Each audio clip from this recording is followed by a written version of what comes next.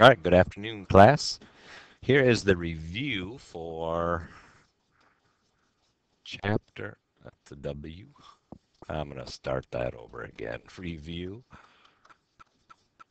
chapter 6. And I'm going to start off with the three different types of equations that we have dealt with in chapter 6. The slope-intercept form, and for the slope-intercept form, slope-intercept form here, slope-intercept, is y equals mx plus b. This would be a great thing to write in your notes and understand that m is just the slope and b is the y-intercept. We often graph with this, and we'll go through some graphing instructions in just a moment. The other equation, the standard form for an equation, is in the form of ax plus by equals c. And we use this often to find the x and y-intercept, different than the slope and y-intercept of y equals mx plus b. And I'll give you a formula for finding the x and y-intercept in just a moment, but just to go review the forms that we're dealing with. And the last one we dealt with was point slope, and that formula is y minus y1 equals m parentheses x minus x1. Now we use this to write an equation, and it's important for you to understand that the m in this one is the same m that you would find in the slope-intercept form. It's just we aren't given the slope sometimes, so we have to have a different form to write the equation. So we'll go through the notes for using each one of these, as well as a couple other things we did in chapter 6. So if you need to pause this to write those forms down, it's important to have those.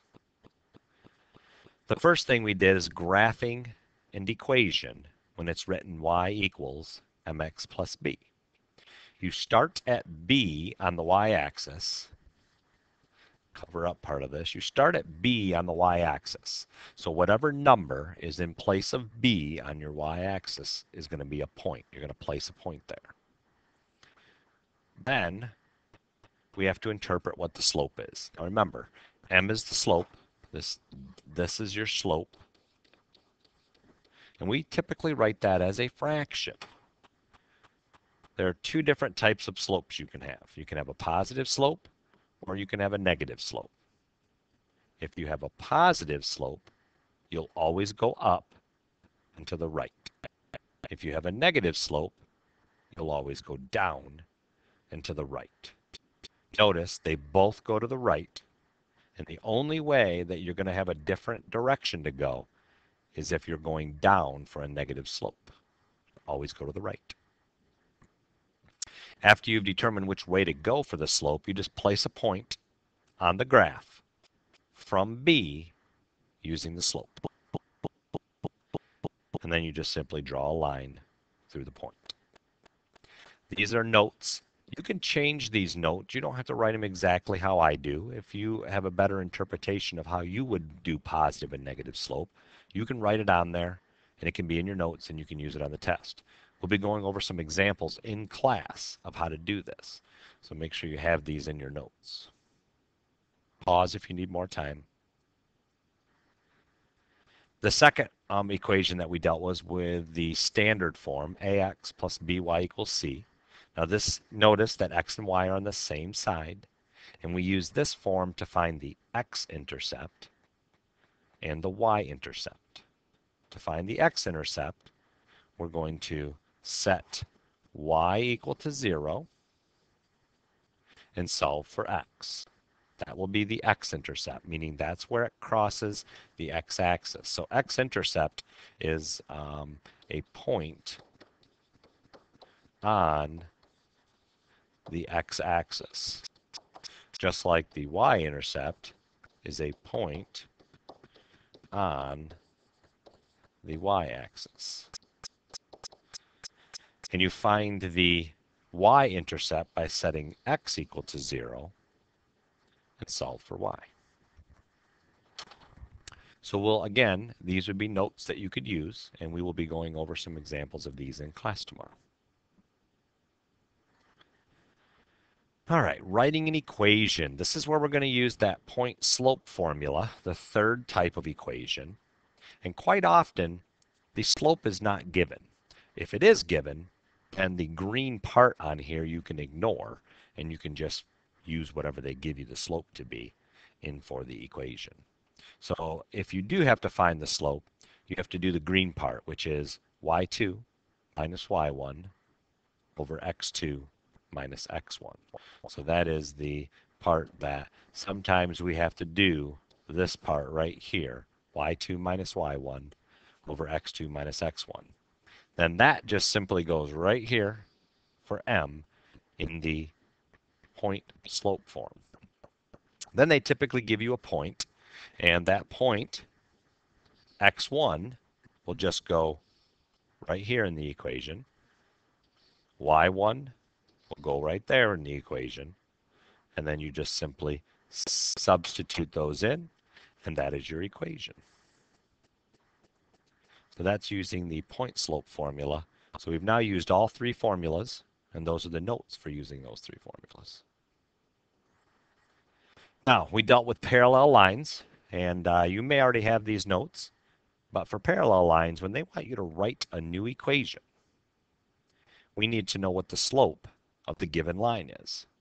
Now, I've given you the slope as being a over b, and as I stated before, these are just numbers. I'm just writing them as letters right now for a general formula. That'll be the slope that you're going to use, a over b, in your point slope formula. Y equals m, parentheses x minus x1. And then you'll notice I put the plus y1 here, and I'll circle that. Plus y1. Many of you are familiar with writing y minus y1 equals m, parentheses x minus x1. You can have minus y1 on the left or plus y1 on the right. Either one would be acceptable. And then again, we're just looking for you to substitute in your x1, y1, and m to write a new equation. So that's for parallel. So you want the same slope that you had for the given line. Again, we'll go over some examples of these in class tomorrow. Here's the other type of equations that we wrote, and that were perpendicular. Now notice, if I give you a slope of a over b, the perpendicular slope is always going to be the opposite and flipped. So we flip the fraction and take the opposite of it. The process is exactly the same. You're still going to use m in the equation. Here's the m that you found. x1 comes from the point that's given, and y1 is the other point or the part of the point that's given.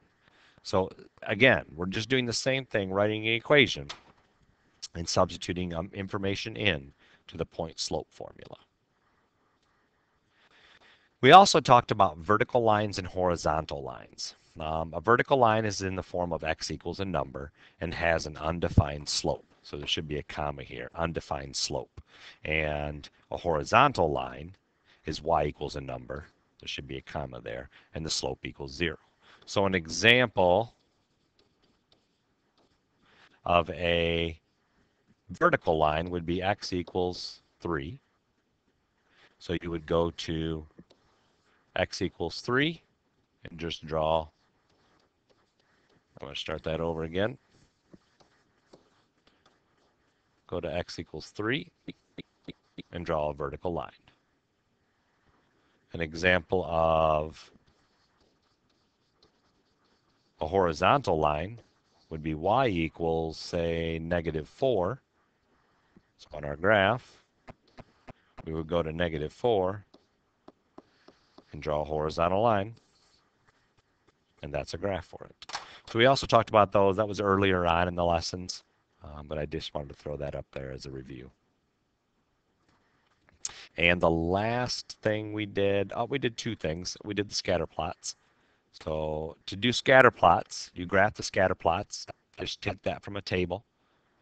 You draw a line through two of the points. So just pick 2 points anywhere on the line or on the graph. Draw a line.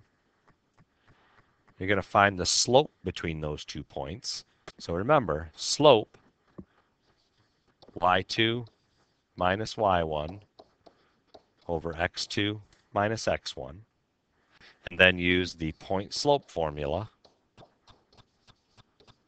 to write an equation for that trend line. So that was notes that we did from last week as well, scatter plots. And then the last thing we did was graphing or writing equations to absolute values. And here are the 3 shifts. Anything inside the absolute values will shift the graph left or right. So that's a left or right shift. And it's always going to be the opposite. So if A is positive, it's shifting to the left. If A is negative, it shifts to the right. Whereas we look at adding on the outside, that's a shift up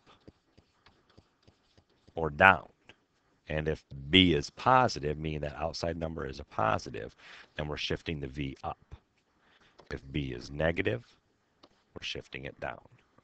So these are all notes that you can write on a sheet of paper. And again, write it in your own words if it makes more sense in your own words.